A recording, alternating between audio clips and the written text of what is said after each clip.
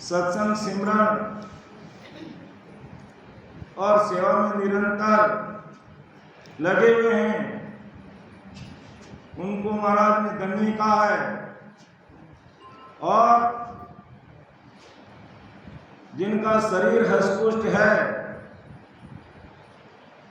बुद्धि दिमाग भी बहुत चलता है, लेकिन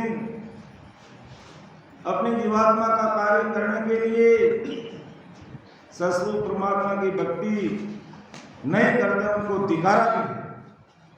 कहीं किसी के पक्षपात नहीं। महाराज ने स्पष्ट कहा कि जे जे नर जुग में राम पुकारे, सो मेरा सिर का ताज। और दूसरी तरफ बुद्धवारी हिम्मत गणी, बड़ी अकल तन माई, तापुंद्र सुत राम के समदर सिमर नाय। अब बुद्धि भी है, हिम्मत भी भारी है, अकल भी बड़ी है, लेकिन जो ससुर परमात्मा की भक्ति करके अपनी जीवात्मा का कार्य नहीं करे, उनको धिक्कारा नहीं। तो इन दोनों विषयों को समझते हुए हमें विचार करना चाहिए कि हमें धन्य का पात्र बनना है या धिक्कार का पात्र बनना है। ये अपने हाथ में है, सब कुछ अपने ही हाथ में। हमें क्या करना है? अब अन्य भक्तियों में जाओगे तो संसारिक फल मिलेगा, शारीरिक सुख मिल जाएगा, लेकिन जीवात्मा का कार्य नहीं। इस पर हमें विचार करना है। क्षणिक सुखों के लिए मां सुखों का जो सागर है उसे नहीं छोड़ना। ये सीख लेनी है हमें इस दिन का ज्ञान के माध्यम से। और साथ में धिक्कार भी कहा महाराज ने कि सब कुछ होते हुए तुम कोल करार अग्रीमेंट करके आया मां के गिरवास में, और फिर भी बोल रहा है कोई बात नहीं, मैं चेता रहा हूं तुझे हर समय। और महाराज के बीच केवड़ी भगवान कहते हैं धरती पर हर समय मौजूद रहते हैं, और उनके द्वारा ही महाराज की सत्ता जीवन तक पहुंचती है। और महाराज पूर्ण कृपा करते हैं। तो महाराज चेता भी रहे, तो कोई बात नहीं, तू भूल गया, लेकिन मेरे इस ज्ञान को, इस सत्संग को और ऐसे सस्तुति संतों को तुम सुन समझ विचार कर और धन्य कर पाते। ऐसा परमदयाल अनंत सुख सम्राट आदि सदगुरु, सर्व आत्माओं के सदगुरु, सर्व सृष्टि के सदगुरु सुखराम जी महाराज आज संसार के सब भाई बहनों के सामने अपनी बात रखे। अब विचार आपको करना है कि हमें क्या करना है, और विशेषकर कोई नए भाई बहन हैं तो जरूर मूल्यांकन करना चाहिए। अब संसार के कार्य में कितने होशियार रहते हैं। मान लो हमने एक जगह पर दुकान लगाई और वो नहीं चल रही है, तो क्या वहीं बैठे रहोगे? घाटे का सौदा करते रहोगे? तुरंत प्रभाव से दिमाग लगाओगे, या तो धंधा चेंज करोगे या कोई स्थान चेंज करोगे, और अच्छे से हमारी मजदूरी हो जाए इस पर विचार करेंगे। कितने होशियार रहते हैं। और भक्ति भजन सत्संग सिमरन के लिए विचार नहीं करते, बस वहां पर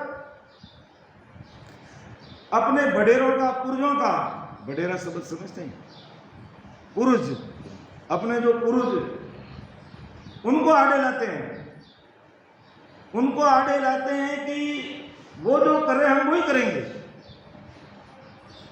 कोई बात नहीं, वो उन्होंने जो किया वही करेंगे। तो आज हम भौतिकवाद के सुख में क्यों तल्लीन हो गए भाई? जैसे मान लो खेती का ही काम है, तो आज 200 साल 300 साल पहले हमारे जो गुरु थे, क्या वो ट्रैक्टर, जेसीबी, अन्य मशीनरी का काम लेते थे? तो यहां तो हम होशियार पूरा रहते हैं कि नहीं, समय बदल गया है, उसके अनुसार चलना होगा। तो जब हमारे पूर्वजों को एक ज्ञान सुनने को ही नहीं मिला, तो वो बेचारे कैसे इस भक्ति में आएंगे? और आज महाराज की कृपा से हमें ज्ञान सुनने समझने को मिल रहा है, तो मूल्यांकन करना चाहिए कि मैं जिस ज्ञान भक्ति में लगा हुआ हूं, क्या मेरे गर्भवास के दुख मिट जाएंगे, भवसागर के धक्के मिट जाएंगे, काल की मार से मैं बच जाऊंगा और मासुकों के देश में चला जाऊंगा, नहीं चला जाऊंगा? इस बात पर हमें चिंतन करना होगा, मनन करना होगा, तब इस जीवात्मा का कार्य होगा। वरना फिर संसार की कहते हैं जो भेड़ चाल है उसी चाल चलते रहे, जो होगा वैसा देखा जाएगा। लेकिन समझदार व्यक्ति होता है तो संसार का कार्य भी बड़ी समझदारी के साथ करता है, और आत्म कल्याण का काम भी बड़ी होशियारी के साथ में सोच समझ करके विचार करता है। ये आवागमन से और महादुखों के देश से हमें कैसे निकलना होगा, इस पर विचार। और जो निकल रहे हैं तो महाराज के सामने वो धन्य के पात्र हैं, और जो नहीं निकल रहे हैं उनको महाराज ने दिखा। तो ऐसे इस विषय को समझते हुए हमें आगे बढ़ना है, और कोई भरोसा नहीं इस गंदी देह का। कहते हैं कि हम संसार का हिसाब किताब तो सभी रखते हैं, लेकिन संसार रूपी पूंजी का हिसाब हमारे पास में नहीं है। कितनी पूंजी हमारे बैलेंस में है, बैंक में बैलेंस कितना है, पासबुक से एंट्री करा के देख लेंगे। आजकल नेट सुविधा है, इंटरनेट सुविधा है, ऑनलाइन सुविधा, उसे पता कर लेंगे। लेकिन संसार रूपी पूंजी हमारी कितनी बैलेंस में, इसका कोई पता नहीं। इसलिए हमें सदैव परमोक्ष में जाने की भक्ति मार्ग पर सावचेत होकर के काम में लग जाना चाहिए। अपना विषय चल रहा है अगाधपुर, जिसमें महाराज संसार के सब भाई बहनों को अच्छे से समझाना, चाहे ज्ञानी है, ध्यानी है, वेदांती है, या कोई अन्य प्रकार की भक्ति करने वाले हैं, उन सबको महाराज समझा रहे हैं और विचार करने की बात कह रहे हैं कि भाई तुम्हारे हाथ में क्या करना चाहिए। लेकिन संसार के ज्ञानी और ध्यानी बावन अक्षरों का ज्ञान करने वाले अपनी बुद्धि किस में लगाते हैं? क्या हम कोई कर्म करेंगे, जप करेंगे, तप करेंगे, तीर्थ करेंगे, व्रत करेंगे, नेम करेंगे, पुण्य करेंगे, दान करेंगे, इससे क्या होगा? हमारे कर्म कट जाएंगे, हमें बहुत अच्छे अच्छे फलों की प्राप्ति हो जाएगी और सब कुछ ठीक होगा। तो महाराज ने हर जगह समझाया कि इससे कर्म कटने वाले नहीं, उल्टे कर्म बढ़ेंगे, कर्म घटेंगे नहीं। इसलिए कर्म काटने की ये भक्ति है, ससुर परमात्मा की भक्ति कह दो या आनंद पद की भक्ति कह दो, राम जी महाराज की भक्ति कह दो। ऐसा विचार करते हुए हमें सोचना है, समझना है और महाराज के शब्दों को हृदय में उतारना है। तो महाराज फरमा रिया है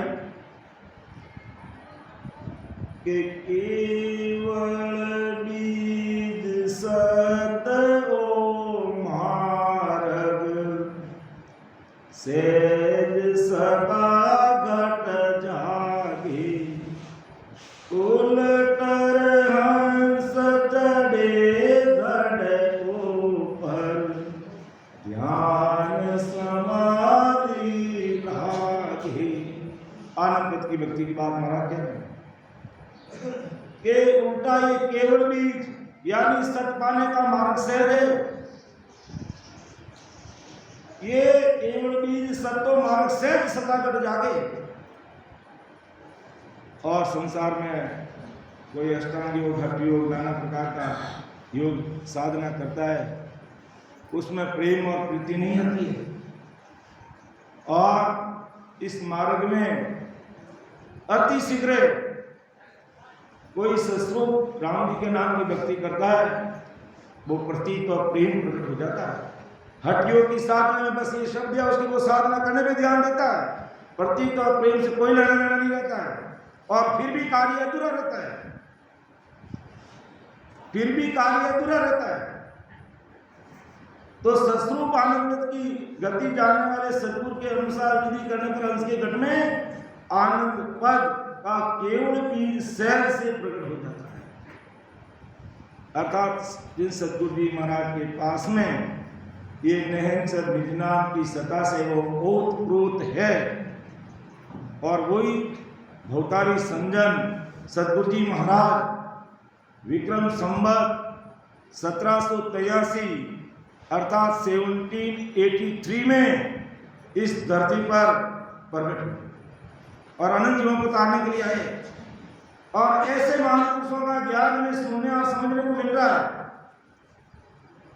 तो ऐसे महापुरुषों के ज्ञान को सुनकर समझकर आज की तारीख में कोई भी भाई बहन विधि को सिमरन करता है तो केवल बीज सत हो मार्ग सहज सता घट जागे।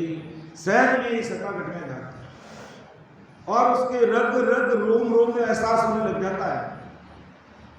अर्थात इस घट में ही राम जी मिलते हैं, और मेरा जैसा अज्ञानी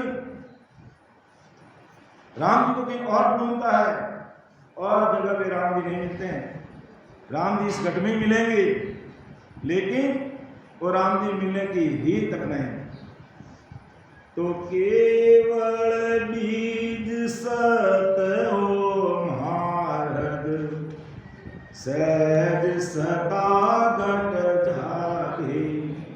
उलटर हंस चढ़े गढ़ ऊपर ध्यान समाधि लागे। अर्थात जैसे ही इस घट में कंठ कमल पर सत्संग जागृत होगा और विधिवत आती जाती सांस में प्रेम प्रीत से जोरावर सिमरन करता है, तो महाराज फरमाते हैं कि वो कंठ कमल से उसका ध्यान आगे हृदय में पड़ता है, और फिर और जोरावर सिमरन करता है तो मध्य सुन पर उसका ध्यान आगे बढ़ता है, फिर हृदय में ध्यान लगता है, फिर ब्रह्मा जी का स्थान गुद्दाघाट शेष लोक को पार करता है। अर्थात बंकनाल की जो घाटी है उस बंकनाल को खोलता है, अर्थात सुखमणा के द्वारा 21 स्वर्गों को पार करते हुए वो आगे बढ़ता है। लेकिन ये चीज होगी कब? कि केवल बीज सत्व मार्ग कि जब तक नहनचर निजनाम घट में प्रकट होगा नहीं, तब तक हमारा पीछम का मार्ग खुलेगा नहीं। ये बात तय है। पीछम का मार्ग नहनचर प्रकट होने से ही खुलेगा, और वो नहनचर ही उसको खोलता है। इसलिए महाराज फरमाते हैं कि केवल बीज सत्व मार्ग शेष सता घट जागे। ये शेष सता इस घट में प्रकट हो जाती है तो उलटर हंस चढ़े घट ऊपर ध्यान समाधि लागे। और उसके लिए क्या करना होता है? प्रेम से राम राम करना होता है। कोई हटोक करने की जरूरत नहीं, कोई करनी नहीं, कोई कर्म नहीं, कोई काम नहीं, कोई जप नहीं, कोई तप नहीं, कोई लेना नहीं, कोई देना नहीं, कोई भेंट नहीं, कोई पूजा नहीं। कितना सहज और सरल मार्ग है। और फिर भी मेरे जैसा अज्ञानी, और तो सब ज्ञानी में और किसको अज्ञानी कहूं, मेरे जैसा अज्ञानी समझता नहीं है और उल्टा रॉन्ग नंबर डायल करता है, अर्थात संसार की अन्य भक्तियों में दिमाग लड़ाता है। तो महाराज फरमाते भाई कि सहज में ये सता इस घट में प्रकट होती है, उस पर विचार करो। और ना जाने कितने जन्मों से हम इस संसार में आकर के धक्के खा रहे हैं, बार बार संसार का दुख भोग रहे हैं, गर्भवास का दुख भोग रहे हैं, काल के हाथ पीट रहे हैं। विचार करना चाहिए, ऐसा महाराज समझाते हैं। जब तक अंदर का सुख नहीं लेंगे तब तक हमारा कार्य अधूरा है, विचार करना चाहिए। तो आगे महाराज और समझा रहे हैं, संसार के सब भाई बहनों के लिए महाराज कह रहे व्यक्ति विशेष की बात करनी की महाराज ने, चाहे ज्ञानी है, ज्ञानी है, वेदांती है, बावनक्षण ज्ञान करने वाला है और अन्य प्रकार की कोई भक्ति करने वाला है, भाई बहन सबको महाराज देता है कि विचार तो करो। मैं ऐसे नहीं आया हूं, तुमने मुझे इस धरती पर बुलाने के लिए बहुत रोने रोए, तब मैं ये आया हूं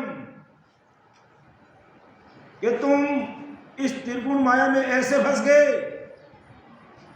आना था किस देश में और कहां अटक गए, कहां भटक गए, लटक गए और अब तुम रोने लगे।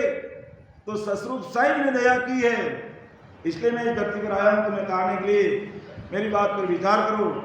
ऐसा परम दयाल अनंत सुख सम्राट आदि सदगुरु, सर्व आत्माओं के सदगुरु, सर्व सृष्टि के सदगुरु सुखराम जी महाराज हमारे सफल हो के आगत सुने न जाने जोगी, जागड़ पवन चढ़ाया।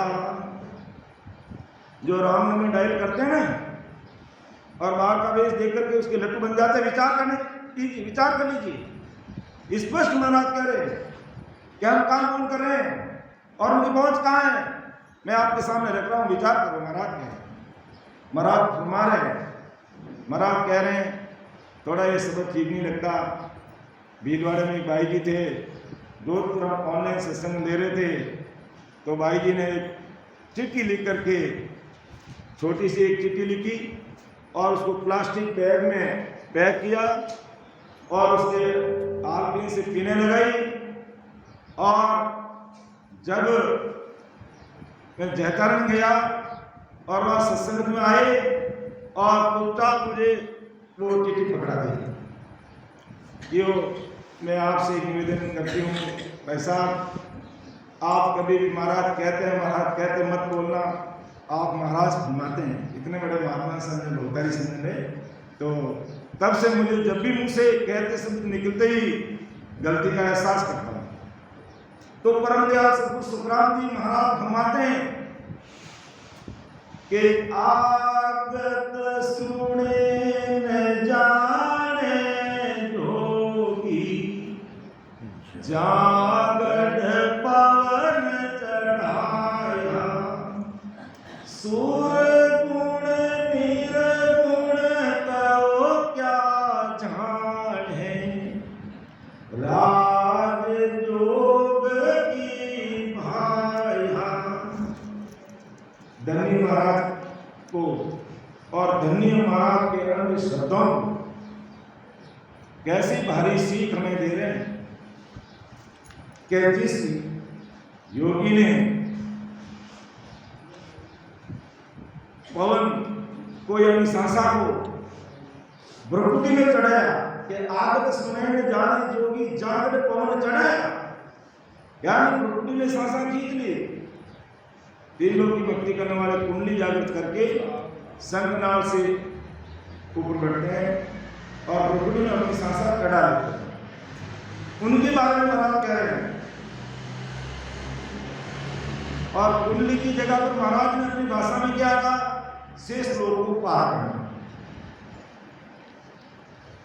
तो आप सुने जाने जोगी जान पवन चढ़ाया, अर्थात जिस योगी ने पवन यानी सांसा को प्रकृति में खींचकर चढ़ा लिया एवं प्रकृति के गढ़ पर निवास करते हैं। और कर लेते हैं कि सांसा को खींचकर बैठ जाते हैं। कुछ समय पहले एक वीडियो आया था, उसमें करीब उसमें उम्र बताई थी उस आदमी की करीब 2000 वर्ष, लगभग ऐसा मुझे जहाँ तक याद है 2000 वर्ष से वो आदमी एक ही जगह पर पड़ा है, उसकी सांसा चल रही है, शरीर पूरा सीम हो गया क्योंकि उसने सांसा को प्रकृति में चढ़ाया।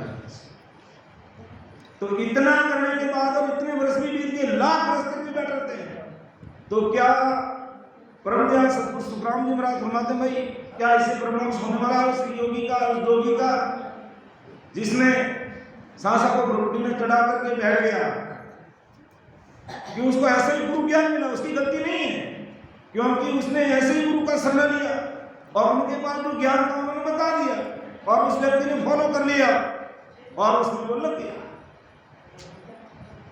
तब महाराज ने कहा ये जगह मेरी ये सत्संग हर जगह नहीं मिलती है, थोड़ ये संवेदना है, बड़े भाग्यशाली नहीं परम भाग्यशाली भाई बहन हैं जो इतना सहज और सरल ज्ञान सीधा सुखों के साथ में मिलाने वाला हम सब भाई बहनों को सुनने को मिल रहा है।